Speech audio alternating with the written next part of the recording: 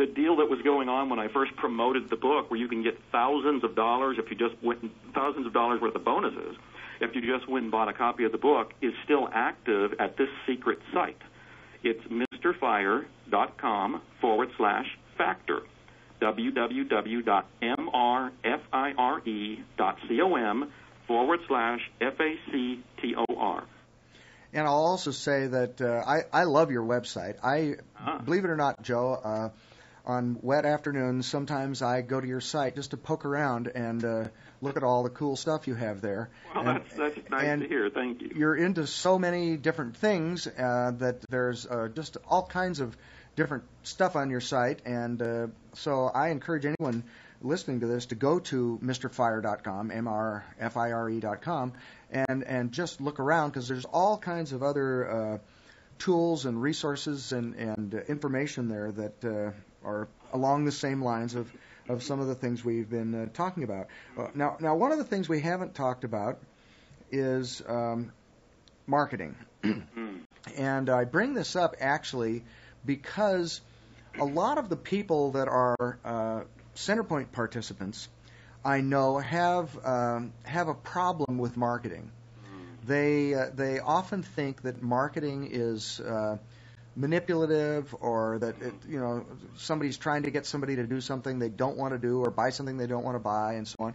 And you bill yourself as a hypnotic marketer, and that sounds like, well, you're going to hypnotize me and take my money and all of this. So I thought maybe we could talk a little bit about this, because I know your philosophy about this is similar to mine, which is that I think marketing is explaining to people certain benefits that they can get if they are willing to trade their money or whatever other payment it might be for whatever the item is. And the whole idea is that at the end of the transaction, they have something they wanted more than the money, and you have the money, since that's what you wanted, because you're in business, in order to sell products, and everybody ends up happier. And the hypnosis, if you want to use that word, isn't to try to get anybody to do something they don't want to do. It's really to help people overcome their own ways of sabotaging themselves from going ahead and getting what they want.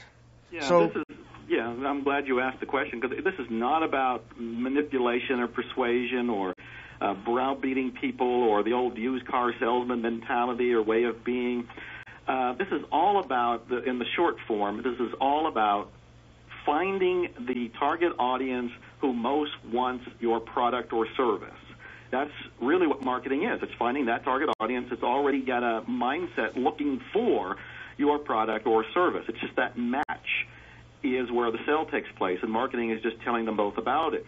But I want to go ahead and say something that I found explains marketing in a way that seems to make a lot of sense to people that have been listening to me talk before, because I've heard these objections before. And I say, I don't really care for marketing myself, and I don't look at what I do as marketing. I'll give you a quick story here. A year or so ago, I'm laying on the massage table, getting a massage from my massage therapist, and this is one of those unusual times she would not shut up. She was just talking a mile a minute, and it was all about a movie she had seen the night before. And she saw a movie that I'm sure you're aware of and your listeners should see if they haven't yet, and that's What the Bleep Do We Know? So she had seen What the Bleep Do We Know the night before, and she was just raving about this movie. She would not be quiet. She just went on and on and on. Now, of course, I got interested. I ended up going to see the movie. I, of course, told her later that I saw the movie. And my question that I ask people when I tell the story is, was she doing marketing? Now, everybody says no, but she was. She was marketing that movie. She was not getting paid to do it, but she was certainly marketing that movie. It was a form of marketing. I say that when you look at this real closely, all she was doing was sharing her love to somebody who she felt would be very interested in the product or service she was describing. Well, by God, that's a great definition of marketing. That's kind of an elevated, noble, higher consciousness way of looking at the word marketing. If people look at marketing and think, oh, that's just, it's evil, it's mind manipulation, it's money grubbing, well, forget marketing altogether then. Just go with sharing. If you have a product or service you believe in, and by God, you should believe in it if you're offering it to the world, otherwise, why are you promoting this product or service? Get out of it and get to something you do believe in. So if you've got a product or service you believe in, you want to share your belief in it with the people that are most likely to want to hear about it. That's marketing. So I've just transformed this whole conversation by saying it's not about the marketing, it's about the sharing. You don't walk around and just share whatever it is, the restaurant you just ate at, with everybody in the world. You share it with the people who are your family, who are your friends, maybe your clients, because you think, you know what, they would be interested in this. That's marketing. Sharing what you love in a passionate, enthusiastic, sincere way with the people who would be most interested in hearing about it. Well, I just assume that people would want to know about something that I know about that would solve a problem they have, Yes. or would give them a benefit they want. And in fact, you know, what would they think of me if I knew about something that would solve a problem they have, and I didn't tell them? Yes. And then the second part of it is, then I try to make them an offer that they can't refuse. To quote The Godfather. Right. You know, I try to make the description of what I'm telling them about enthusiastic and engaging, so that they stick with it and get to the end where I make them the offer, and then I try to make them the best possible offer that I can, so that they really say, wow, this is really worth it. This is what I want, and it's really worth it. And what I have found is that the people that have trouble with this are almost always, if not always, people who have problems maintaining good boundaries. Yes. They, for instance, if I tell someone about something and it costs $249, let's say, and they're having trouble paying their bills and they don't have an extra $249, they get into this state where they really want the benefits I've described, but then they feel all this anxiety about their finances and the fact that they really can't afford it. And instead of saying, and this goes back to something we were talking about earlier, instead of saying, wow, I'm creating this feeling of anxiety in myself because of my finances, they blame me for creating that anxiety in them. Or it could be it could be that they really want the benefits, but they don't know me yet, and so they're not sure if they can believe me. And so they feel anxiety about, I want this, but maybe it's some sort of a scam.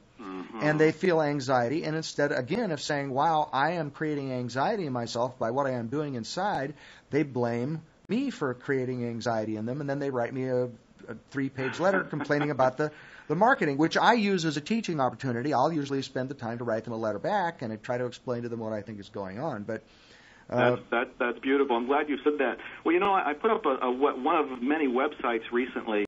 This one is at attractanewcar.com and www.attractanewcar.com. And I'm saying that for a couple reasons. One is I'm marketing right now because I'm very excited about this, and I think the people listening on this call would want to hear about it. But the second reason here is that there's a case history going on. If you read the sales letter at attractanewcar.com, towards the bottom of it, when I'm starting to get to the kill here, what I mean by that is I'm starting to go for the close that I'm asking you to buy, I also get to the point where I say, I know that you're probably wondering if you should believe me or not. And I list a couple things that are obviously on people's minds, like, is this process really got to work? Can I really attract a new car using Joe's system?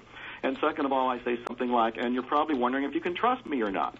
So this is where hypnosis comes in, where I'm starting to create rapport by paying attention to where I believe people's mindset is, but I'm also doing this process of highlighting the very beliefs on their brain and then going to the next step to say, look, it's this very quality of doubt that is keeping you from attracting a new car and getting a lot of the results in your life. What I'm saying here, Bill, is I've used the very thing people have ended up writing to you and me with complaints about. I've woven it into the sales letter and said, look, if you're going to let doubt stop you from buying this, you're probably letting doubt stop you from doing the very things you want to achieve in your life. Are you going to stop it, or are you going to go forward? So I'm using it within the sales letter to increase sales. And I just went to the site, and it's as all of your. I love reading your sales letters anyway, because you're just such a great writer, and I love to steal your ideas, and because you're a great copywriter, and people can see you kissing your lovely wife in front of your custom-made brand new car. car, right? Yeah.